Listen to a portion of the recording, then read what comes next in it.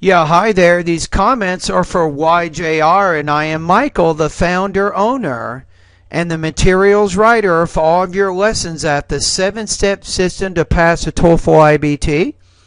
And you're also one of my students in the English language program at California State University, and you completed the pronunciation post-test, or what is known as the final exam for our TOEFL listening and speaking course. So you're going through 3 paragraphs, and then you're going to answer 3 questions, and I will give you some feedback along the way. Part A, Reading Classes 1. All right. When two people are talking to each other, they tend to stand a specific distance apart. Each person has an...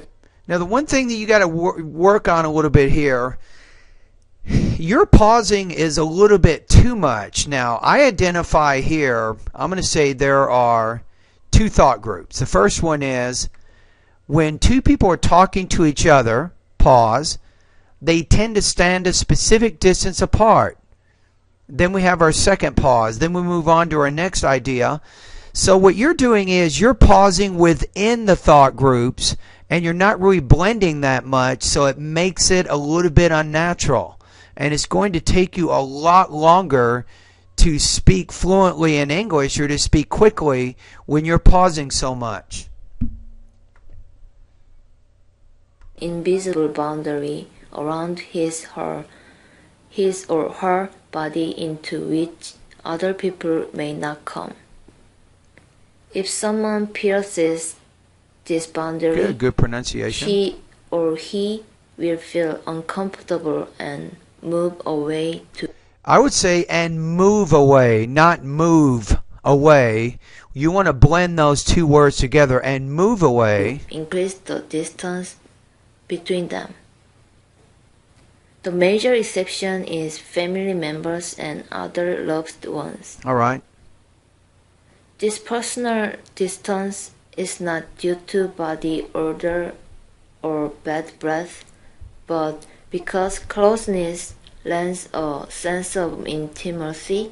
All right. That is at odds with the relationship to the other individual.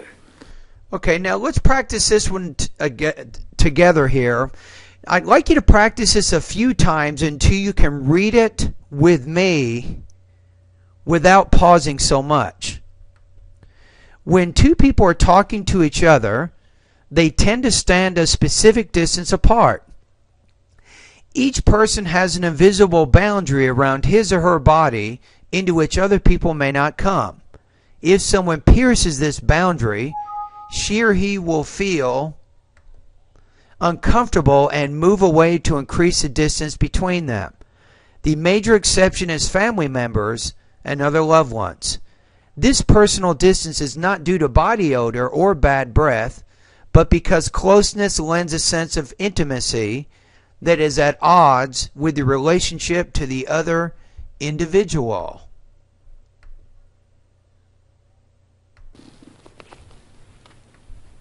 Reading passes 2. Okay. Interestingly, the average personal distance varies from culture to culture.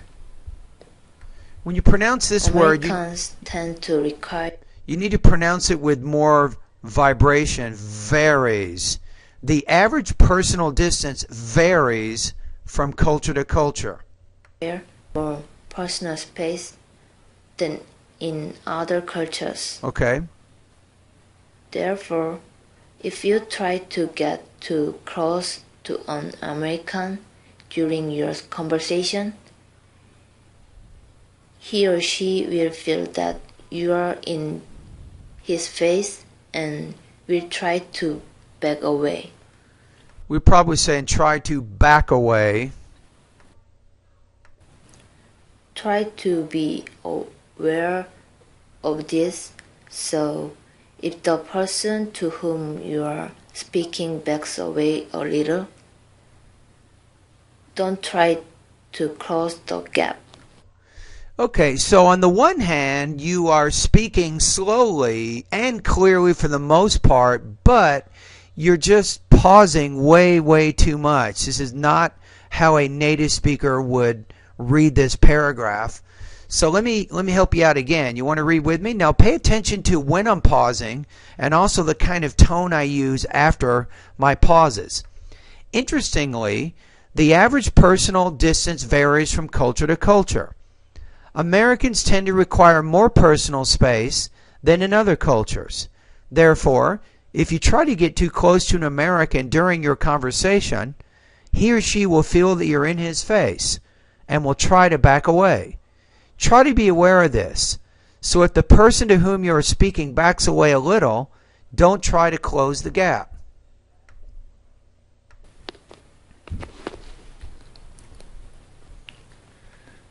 Reading passage 3. All right. Also, try to avoid physical contact while you are speaking, since this may also lead to discomfort. Okay. Touching is a bit too intimate for casual acquaintances. You want to say there, casual acquaintances.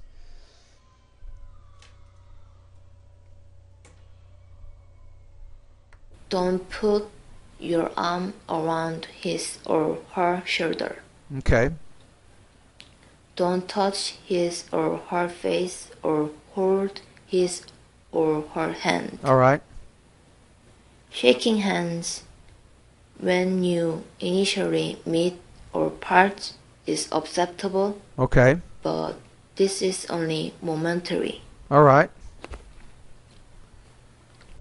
So now let's take a look at this one. So again, you're just having too many pauses in there. You had some trouble with certain sounds.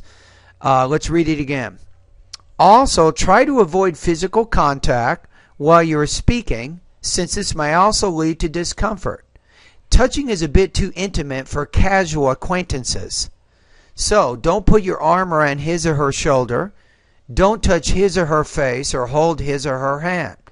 Shaking hands when you initially meet or part is acceptable, but this is only momentary.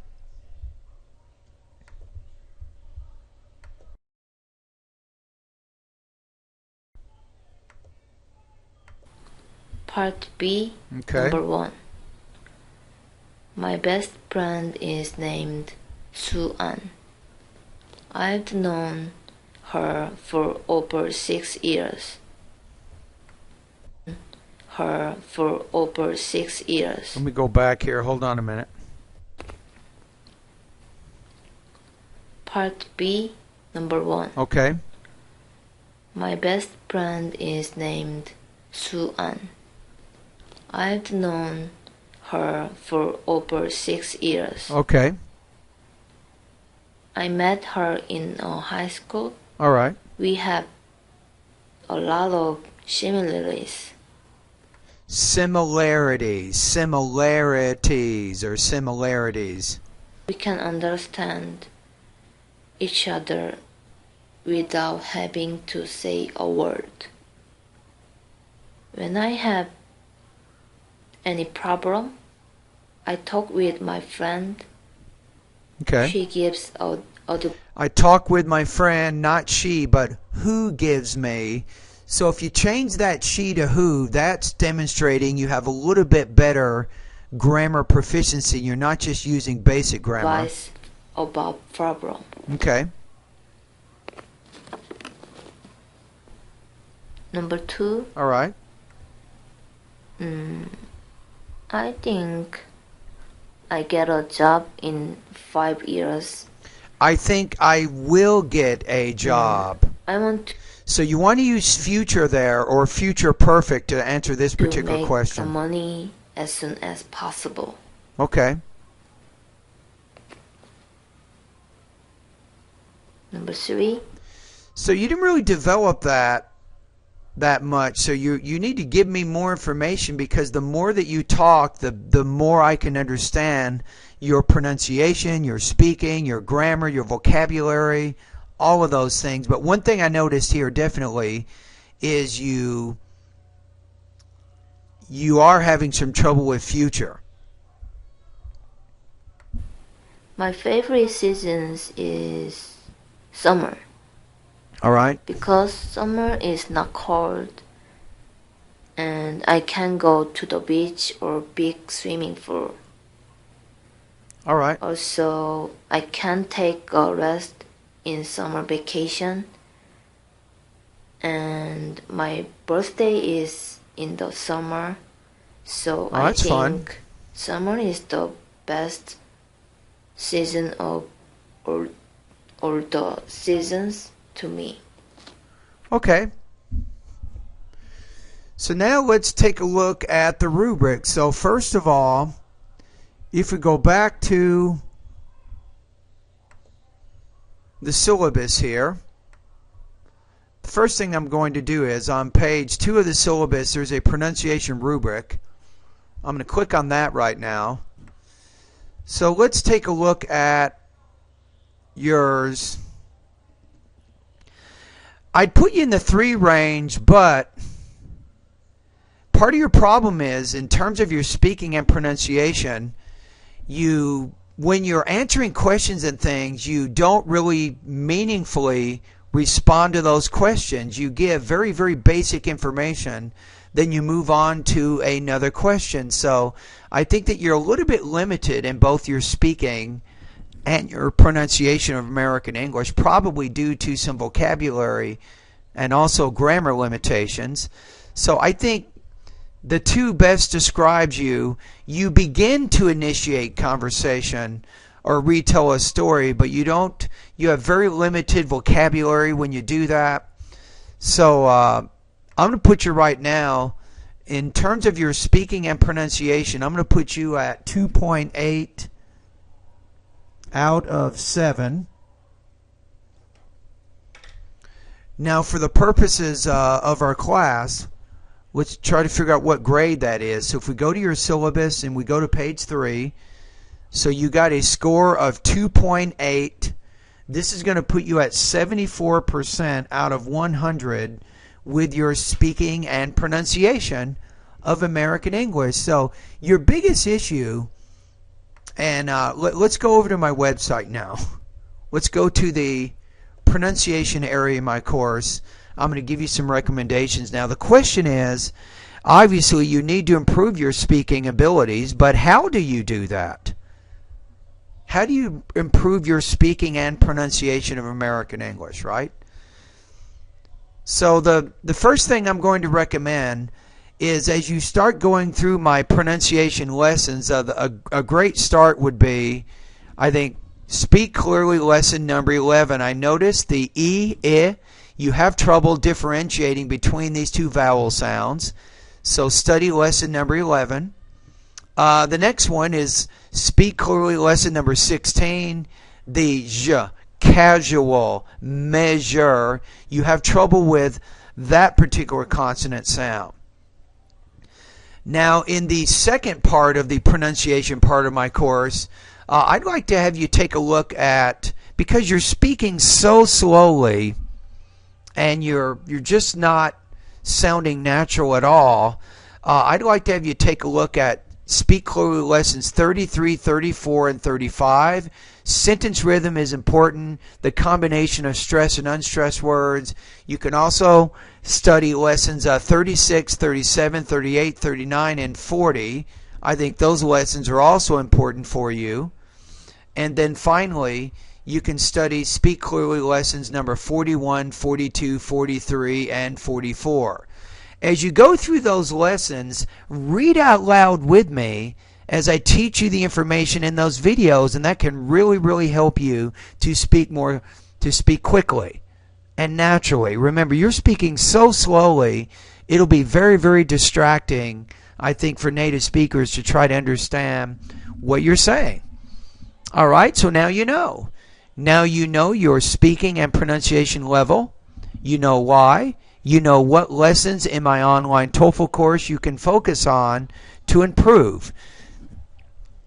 In addition to doing this, I also recommend Make sure you're watching TV, English TV. Pay attention to news, history, documentary, and also science programs. Now, if you do not have English TV, I know that you live here in the United States, but not everybody has cable and can do that. I do have some websites that you can take a look at. I will write them, type them up right here. A good start would be National Public Radio. The second one is TED. You've probably already been to these websites, TED Talks, and then Cyber Listening Lab. All right, so those are probably 3 specific websites you can take a look at right now that I think would help you continue to improve your language use and your listening and ultimately your speaking and your pronunciation. Remember too, it's tempting sometimes to speak in your own language, but tell your friends that you need to practice English. Tell them, say, hey, I just took Michael's pronunciation post-test and he said I got a lot of problems with my pronunciation, so I need to speak English. So tell your friends, speak English all day as much as you can, even on the weekends. I mean, just by listening to my video now, you're getting some good listening and practice. But anyway, thank you very much for completing this particular test, and keep up the good work.